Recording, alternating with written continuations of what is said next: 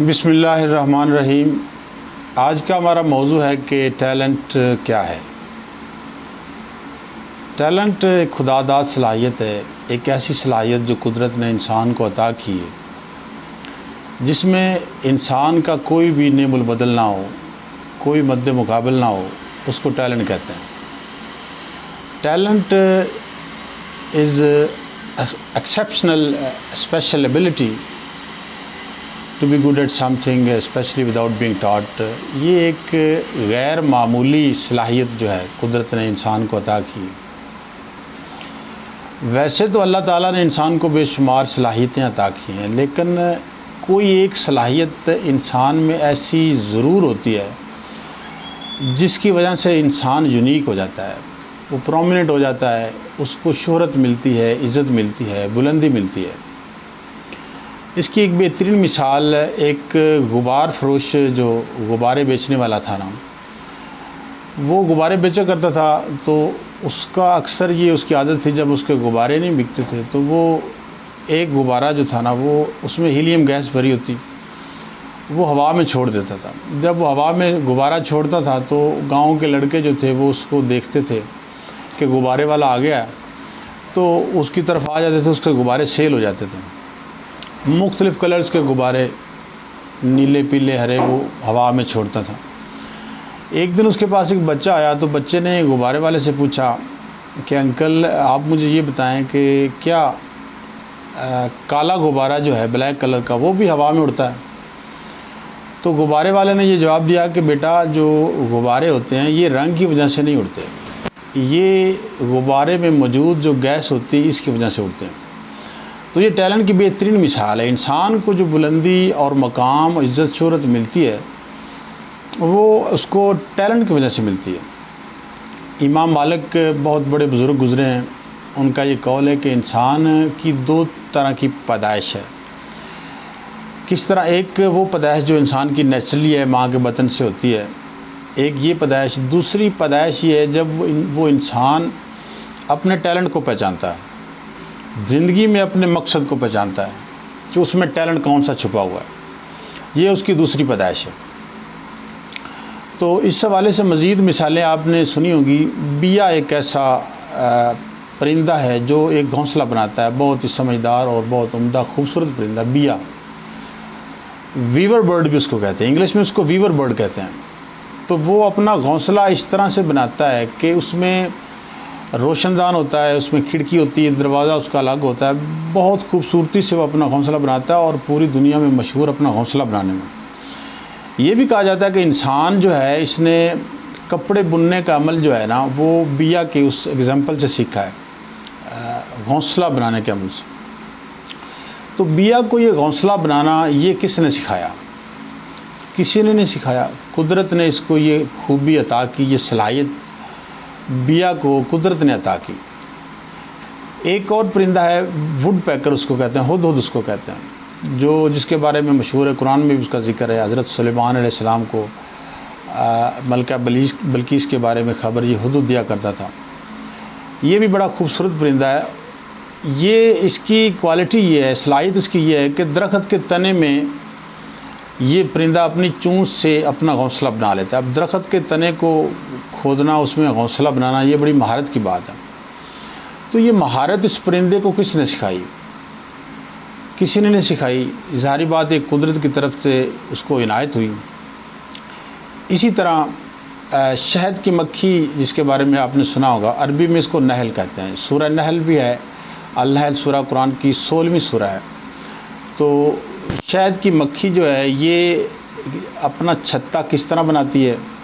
کیا اس نے یہ چھتا بنانا کسی سے سیکھا؟ نہیں، اس کو کسی نے نہیں سکھایا۔ جس خوبصورتی سے، جس انداز سے وہ چھتا بناتی ہے، کوئی اس طرح کا نہیں، انسان اس طرح کا نہیں بنا سکتا۔ کس طرح بناتی ہے؟ اس کا جو چھتا ہوتا ہے اس میں مختلف کھانے ہوتے ہیں، 10 کے قریب کھانے اس میں ہوتے ہیں، اور وہ اس مہارت سے بناتی ہے کہ شہد جو ہے وہ الگ کھانے میں ہوتا ہے، اور موم الگ کھانے میں ہوتی ہے، بچے اس کے الگ کھانے میں ہوتے ہیں، انڈے اس کے الگ کھانے میں ہوتے ہیں۔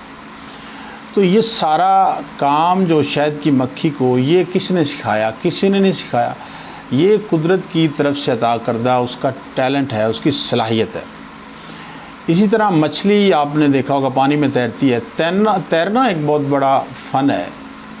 تیرنا جو ہے لوگوں کا یہ شوق بھی ہے, ٹیلنٹ بھی ہے. یہ باقاعدہ طور پر ایک گیم بن چکی ہے. سوئمنگ اولمپک گیم جو ہیں ان میں اس کا شمار ہوتا ہے. تو یہ تیرنا اس کو کس نے سکھایا؟ کسی نے سکھایا. جب مچھلی پیدا ہوتی ہے تو پیدا ہوتے وقت وہ تیرنا شروع کر دیتی ہے. یہ اس کا مطلب ہے یہ قدرت کی طرف سے صلاحیت ہے جو قدرت نے اس کو عطا کی ہے.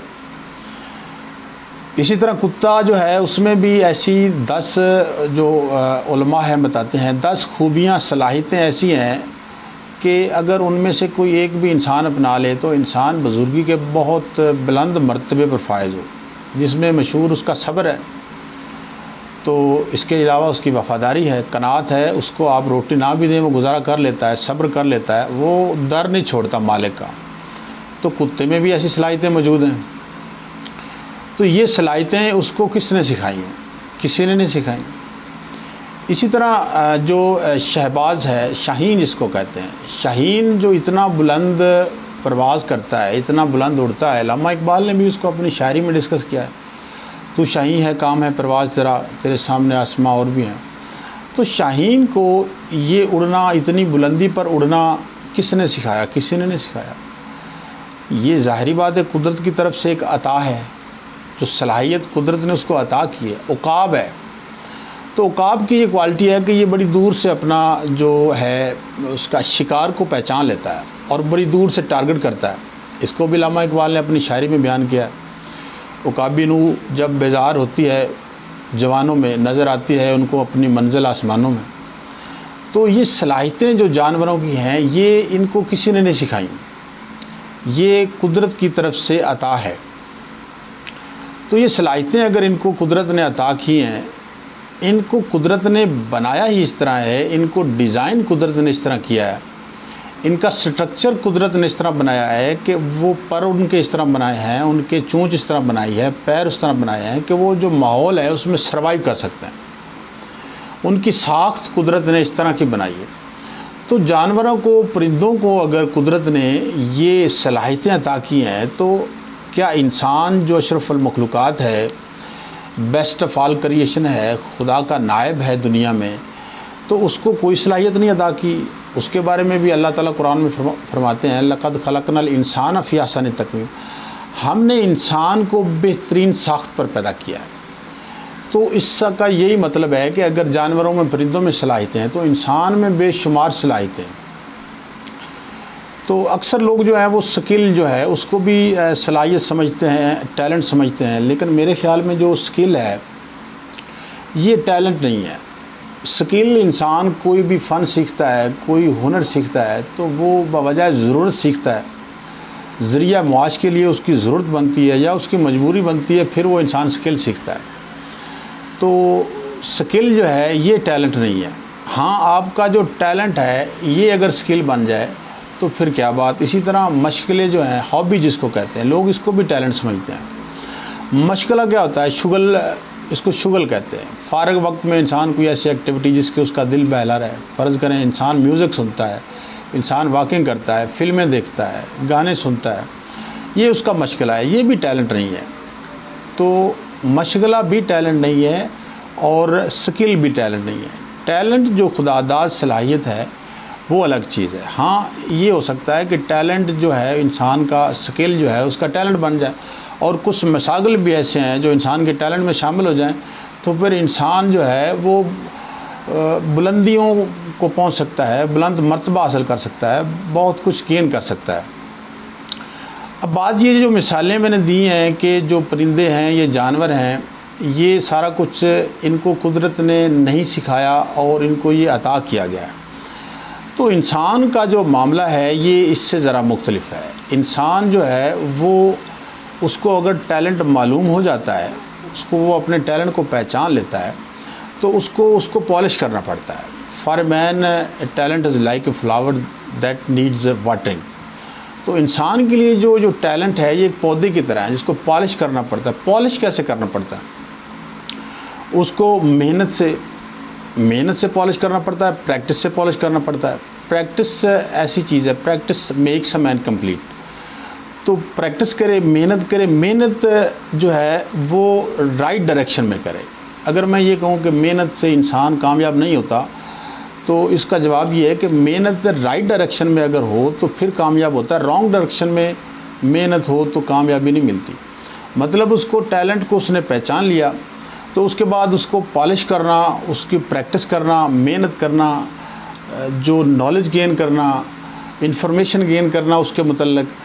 تو کیا ایسا ہوتا ہے کہ ایک لڑکا جو ہے اس نے اپنا ٹیلنٹ پہچان لیا، فرض کریں اس کا ٹیلنٹ ہے جی اس کے انٹرسٹ، اس کا رجحان کمپیوٹر میں ہے، تو کیا وہ پہچان لینے کے بعد وہ سافٹ ویئر انجینئر بن جائے گا؟ یقیناً نہیں بنے گا۔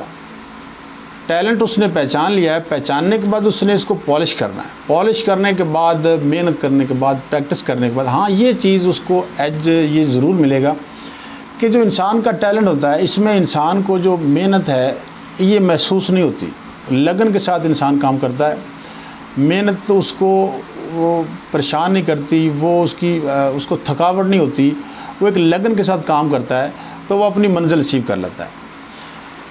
یہ ساری تھی مثالیں ٹیلنٹ کی کہ ٹیلنٹ کیا ہوتا ہے۔ بدقسمتی یہ ہے کہ آج کل ہمارے معاشرے میں لوگوں نے اوٹ پٹانگ حرکتوں کو ٹیلنٹ سمجھ لیا ہے۔